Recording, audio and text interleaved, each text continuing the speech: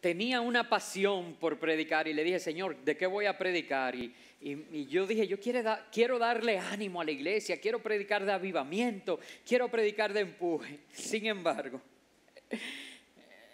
la palabra que el Señor me dio para traer a la iglesia es crucificado juntamente con Cristo.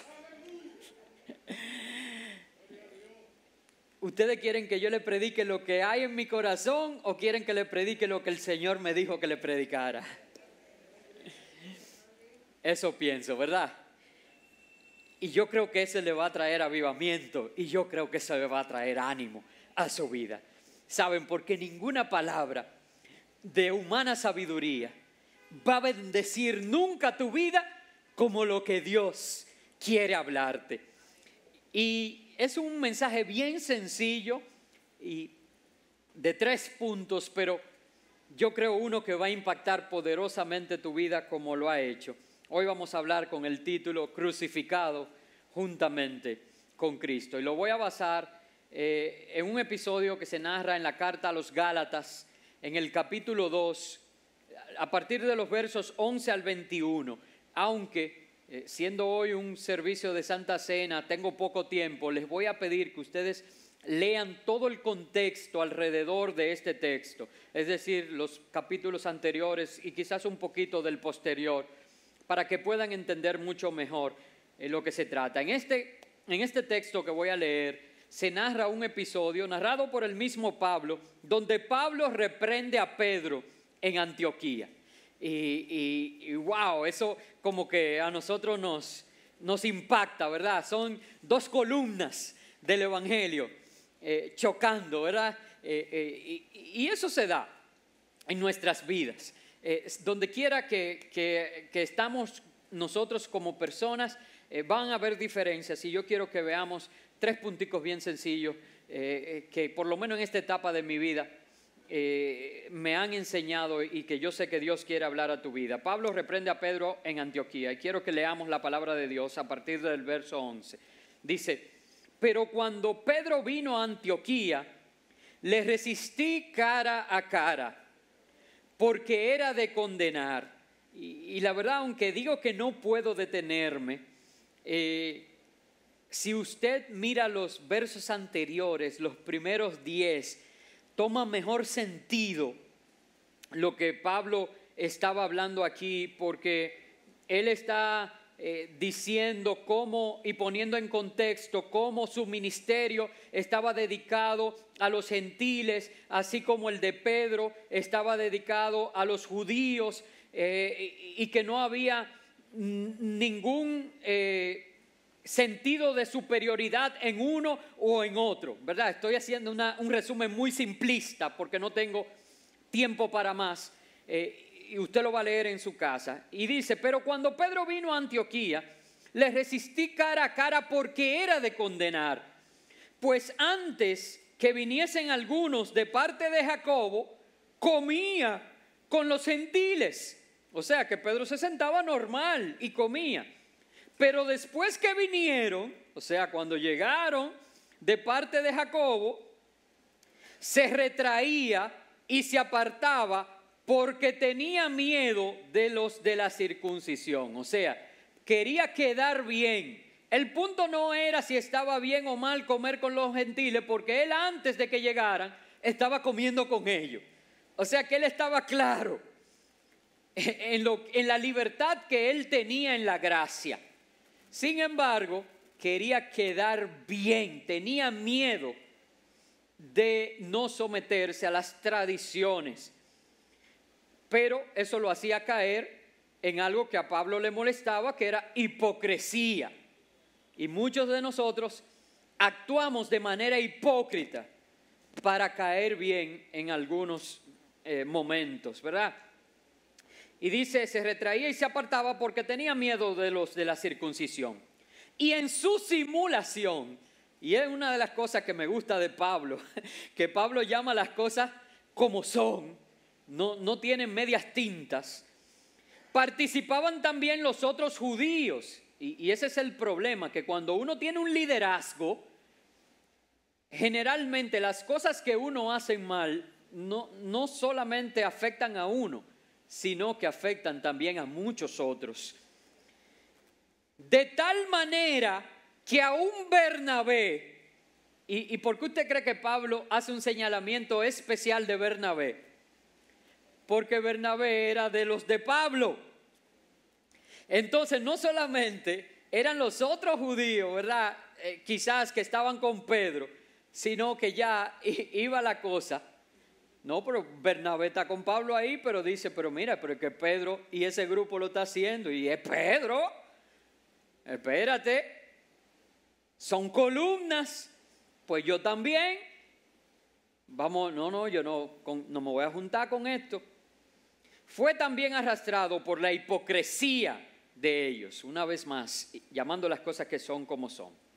Pero cuando vi que no andaban rectamente conforme a la verdad del Evangelio, hermanos, y fíjense que no se trata de un capricho de Pablo, sino que lo que está aquí en juego es la verdad de la palabra de Dios, la verdad del Evangelio. Dije a Pedro delante de todos, espérate, no es en privado que se corrige, no es así que dicen los posts de Facebook, que se corrige en privado. No, pero peor aún, porque ya eso yo lo he desmentido. No dice la Biblia en Mateo, no hay un procedimiento bíblico para eso. Sí, hermanos, pero déjeme darle una enseñanza, porque lo vemos en la vida de Jesús, que fue quien enseñó eso en Mateo. Por eso es que digo que a mí me gusta decir que mi manual de vida es la Biblia, no un libro, no un autor. Y yo no estoy en contra de que nosotros leamos libros y leamos autores si vamos a tener el discernimiento de que esas son referencias, pero no manual de vida. El manual de vida nuestro es la Biblia. Lo único que no se equivoca es la palabra de Dios. Todos los demás nosotros tenemos que examinarlo todo y retener lo bueno.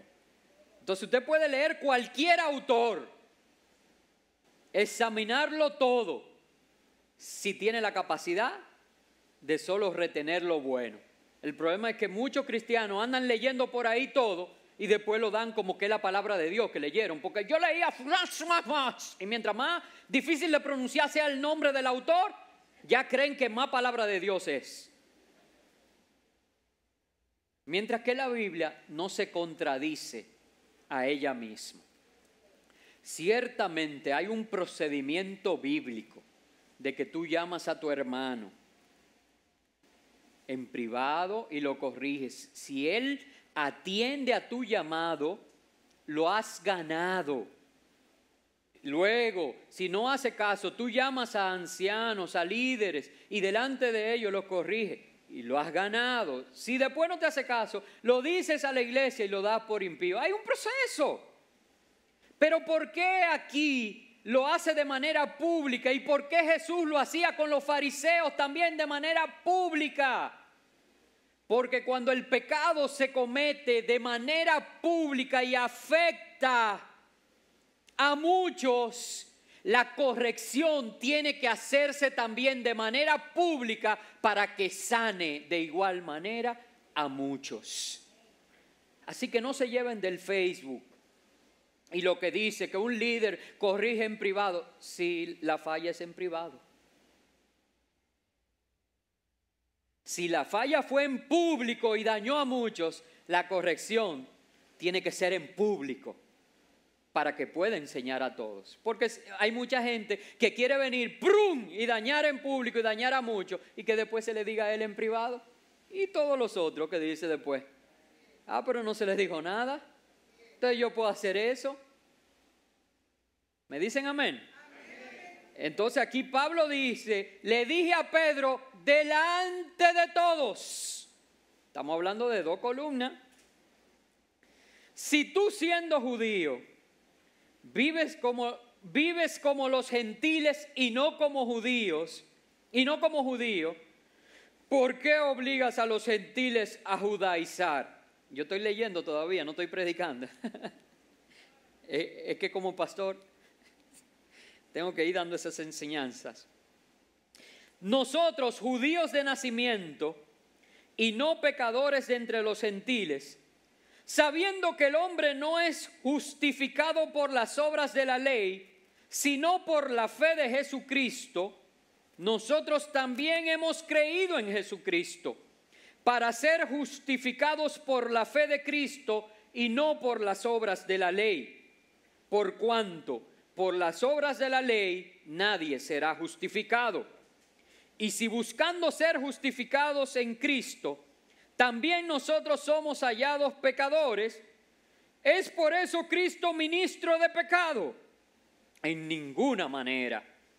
Porque si las cosas que destruí, las mismas vuelvo a edificar, transgresor me hago.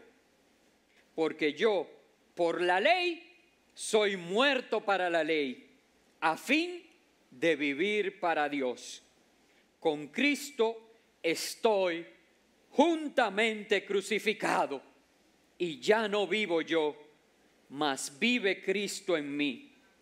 Y lo que ahora vivo en la carne, lo vivo en la fe del Hijo de Dios, el cual me amó y se entregó a sí mismo por mí. No desecho la gracia de Dios, pues si por la ley fuese la justicia, entonces por demás murió Cristo. Amados hermanos, en esta narrativa que el mismo apóstol Pablo cuenta a la iglesia de los Gálatas, de esta diferencia en Antioquía entre él y Pedro, nosotros podemos aprender muchísimas cosas, y qué bueno fuera poder decir el contexto que había en la iglesia en Galacia, que hizo que Pablo escribiera una carta como esta. Una iglesia en la que Pablo llegó a decir que tan pronto estaban viviendo otro evangelio. No que haya otro evangelio, pero no puedo entrar ahora en hacer ese análisis. Pero una iglesia que se había desviado muy fácilmente de las enseñanzas con las que había sido llevado el evangelio, las buenas noticias de salvación, que son firmes en Cristo Jesús. Pero estas diferencias que iban muy marcadas por las enseñanzas básicamente judaizantes de aquellos que querían volver a las viejas costumbres, las viejas tradiciones de los judíos, ¿verdad? La religiosidad, para hacerlo de una manera simple. Y qué bueno que Pablo pudo, por esta diferencia entre él y Pedro, plantear, y yo quiero traer al tiempo nuestro 3 enseñanzas hoy que nos van a hacer a nosotros vivir una vida de paz, sabiendo que hemos sido crucificados juntamente con Cristo. Y la primera enseñanza que quiero dejar en tu vida es el reconocer que ya no vivo yo. Hermano, yo quiero que tú puedas decir como punto número 1 en tu vida, y eso te va a traer paz: ya no vivo yo. Ya no vives. ¿Saben? Y con la muerte desaparecen muchas cosas que traen a nuestra existencia contradicciones. Mi familia en esta semana experimentó una pérdida que trajo mucha tristeza a la familia Duarte. Empezamos la semana, falleció el esposo de mi prima hermana, un hombre jovencito, 47 años aproximadamente. un hombre lleno de vida, militar, de carrera, piloto, coronel full, con una niña de 10 años solamente, su esposa, una profesional de primera, con una familia por delante, un hombre lleno de salud, con cursos de Estado Mayor, piloteando helicóptero para grandes personalidades de la vida política nacional e internacional.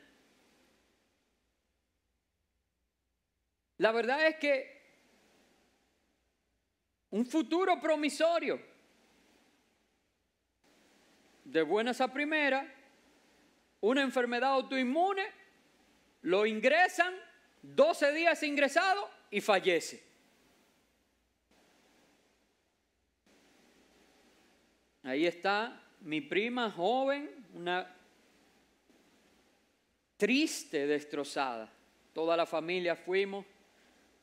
La familia me pidió que compartiera la palabra y la verdad es que uno no sabe ni qué decir. La palabra de Dios, gracias a Dios que da la sabiduría y el consuelo que solamente un Dios que es un Dios de toda consolación puede traer en un momento como ese. Pero saben, eso me hizo a mí pensar en tantas cosas. ¿A qué dedico mi tiempo? ¿A qué le doy prioridad? ¿En qué dedico mi esfuerzo? Y me hizo pensar muchas cosas esta semana. Hermanos, ¿y saben cuánto tiempo nosotros perdemos en discusiones vanas solamente tratando de establecer que tenemos la razón? Y en este primer punto de ya no vivo yo le he puesto un paréntesis. Quizás aplica a mí y usted tenga que ponerle otro paréntesis, pero el ya no vivo yo para mí significa no siempre tengo la razón.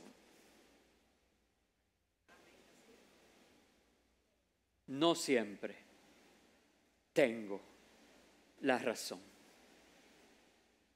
Si cada uno de nosotros pudiéramos aplicar esto, desde el contexto de estos grandes hombres de Dios, cada uno de ellos con un propósito y con un llamado de parte de Dios. Pedro, llamado para levantar la iglesia en Jerusalén. Pablo, llamado para la iglesia a los gentiles. ¿Había uno más importante que el otro? No lo creo. Simplemente eran llamados diferentes. Había en alguno de ellos duda en cuanto al llamado del otro. No lo creo. Cuando usted haga el ejercicio que le pedí, en los versos anteriores, Pablo dice que estrecharon la mano en señal de aprobación del llamado de cada uno. Y no se refirió solo a Pedro, sino a los demás apóstoles en una anterior visita que él hizo a Jerusalén, reconociendo el llamado apostólico y el mensaje que él predicaba a los gentiles. Es decir, que nosotros tenemos que reconocer que no siempre tenemos la razón y tenemos que estar dispuestos a morir al yo. El problema con establecer nuestra razón es que no sabemos morir al yo. Es una cuestión de orgullo. Por eso es que Pablo hace esta aseveración en el verso donde dice, porque ya no vivo yo, el verso 20, con Cristo estoy juntamente crucificado. Pablo dice, me fue necesario llevarme a la cruz. Y he tomado la decisión que ya Pablo no vive, que ya no vivo yo. Pero yo te estoy viendo ahí. Cristo vive en mí. Y si cada uno de nosotros podemos hacer un ejercicio como ese, ¿podría Francisco decir, ya Francisco está muerto? Lo crucifico ahora. ¿Podrías Jorge Davis decir, Jorge Davis está muerto? Pero los sueños, los anhelos, los deseos de Jorge Davis, no, es que los muertos no tienen deseo, no tienen sueño. Pero yo te estoy viendo ahí, Cristo vive en mí. Entonces todos mis deseos y mis sueños yo los someto a Cristo. Y entonces, ¿qué tú quieres que yo haga? ¿Podrías hacer eso cada uno de ustedes?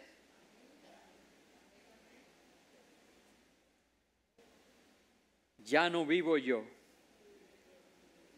Mi paréntesis, no siempre tengo la razón. Pero es que yo veo las cosas así, pero no siempre tienes la razón.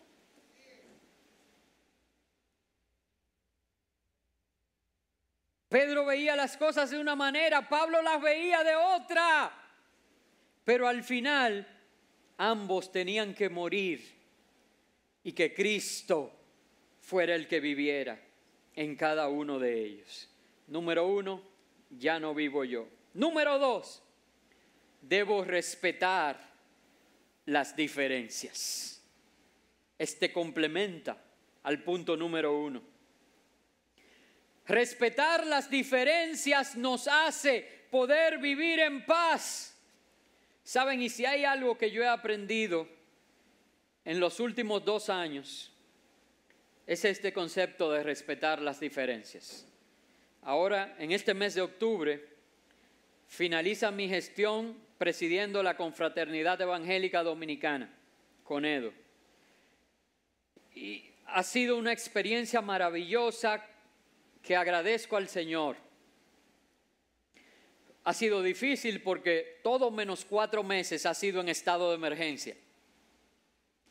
Eso quiere decir que nada de los planes que yo tenía fueron como los diseñé. Sin embargo, el Señor tenía sus propios planes. Y una de las cosas que para mí me hacen tener más estrés es la improvisación. A mí me gusta más la planificación. Y prácticamente tuve que improvisar. Porque todo se salió de control para todos. Fue una situación nueva. Y en medio de eso Dios obró en gran manera y me llevó más allá de lo que yo pude planificar, soñar o manejar. Y la verdad es que la experiencia ha sido maravillosa, pero una de las cosas que yo más he apreciado y que creo que ha formado mi carácter es poder apreciar la diversidad. En mi junta yo tengo bautistas, reformados, tengo pentecostales, tengo independientes, tengo una pastora, cuando tengo gente que no creen en el ministerio pastoral de las mujeres. O sea, tengo una diversidad allí. Y poder ministrar en un ambiente como ese, sin ofender a nadie, enfocado en nuestras fortalezas y en las cosas que nos unen, solamente se logra si aprendemos a respetar nuestras diferencias. Y la verdad es que no fue fácil, porque cuando yo estaba nuevecito, lo primero que me pasó fue que me vi en un lío entre dos obispos de concilios muy grandes. Y ese fue mi estreno. De un concilio muy grande. Un problema entre dos obispos y me tocó a mí sentarme con ellos dos y tratar de mediar en una situación. Y gracias a Dios el Señor me ayudó. Pero saben, hermanos, y eso de verdad quiero traerlo a tu vida. Dios me ha enseñado de que a través de las diferencias Él se glorifica. Por eso la palabra dice, el mismo Pablo escribe, yo me haré judío para el judío, griego para el griego, como sin ley para los que no tienen ley, aunque yo no estoy sin ley. Me haré de todos para todos, con el fin de ganar a algunos. Hermanos, el propósito de que tú y yo seamos diferentes es que Dios tiene un plan de alcanzar a unos contigo y a otros conmigo, porque Dios no quiere que nadie se pierda, sino que todos procedan al arrepentimiento. Así que entiende que no necesitamos ser iguales. Lo que necesitamos es estar juntos y unánimes, tener un mismo sentido y un mismo propósito, saber para qué hemos sido llamados. Mi esposa, que ella dice que en los mensajes, aunque yo lo hago de buena voluntad, casi siempre la acabo porque la pongo de ejemplo, pues hoy la voy a poner de buen ejemplo. Mi esposa me ha ayudado mucho a crecer en esa área desde que se casó conmigo. No ahora que Dios la ha convertido en toda una pastora y que yo siempre he dicho que es mi pastora y que me pastorea, yo soy el pastor de la iglesia y ella es mi pastora. No. Desde que me casé con ella, ella me ha ayudado a crecer en esa parte, porque por mi personalidad yo siempre he querido y que pasaba con algo tan sencillo como con los teléfonos celulares. Yo no sé cuántos saben que yo me preparé en esa área, telecomunicaciones, y entonces yo entendía, pero si yo soy el que sé de eso, ¿cómo me van a discutir a mí que este celular es mejor que lo otro? Y ella me decía, mi amor, pero si tú estás seguro que ese es mejor que el otro, tú compra ese para ti y para nosotros, y deja que el otro compre el que quiera, pero tú te sulfuras, tú esto, deja, respeta. Que al otro le guste lo demás. Y yo, pero ¿qué? Y ella me enseñaba, cada quien tiene el derecho y a ti te puede gustar verde. Y hay gente que tú le vas a decir rojo y nada más por decir algo diferente al tuyo, aunque le guste rojo, va a decir azul, porque hay gente así. Y yo aprendí eso, y si no yo me hubiera muerto de un infarto hace mucho. Gracias a Dios ella me salvó la vida. Y aprendí eso, y ahora yo soy capaz de sentarme con una gente que me dice, yo le digo rojo y me dice verde, y yo, ay sí, el verde contigo va mejor. Y yo me compro el rojo. Aprendamos a respetar las diferencias.